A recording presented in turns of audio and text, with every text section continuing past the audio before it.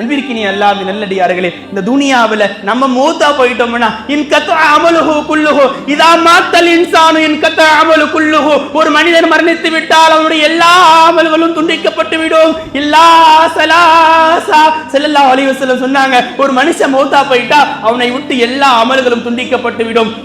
மூன்று விஷயத்தை தவிர சொன்னாங்க. அதுல ஒரு விஷயம் சொன்னாங்க, வலதுன் சாலிஹுன் வலதுன் சாலிஹுன், ஒரு நல்ல பிள்ளை. அந்த பிள்ளையை நீங்க இந்த துனியாவில் விட்டு போகணும். மௌத்துக்கு முன்னால எனக்கு வர்ற வாரிசனை எப்படி விட்டுட்டு போகணும் தெரியுமா? செல்வம் இருக்கோ இல்லையோ, ஆனா அந்த பிள்ளைங்களுக்கு கல்வி இருக்கணும், மார்க்க கல்வி. எனக்காக வேண்டி நான் மௌத்தா போயிட்டா எனக்காக துவா செய்யணும். என் பிள்ளை என்னுடைய மகவீரத்துக்காக துவா செய்யணும், என்னுடைய ஆகிரத்துக்காக துவா செய்யணும். அப்படிப்பட்ட பிள்ளைகளை உருவாக்குங்கள். அதுதான் நிரந்தர செல்வம், அதுதான் உண்மையான செல்வம். அந்த செல்வத்தை பிள்ளைகளுக்கு கொடுங்கள்.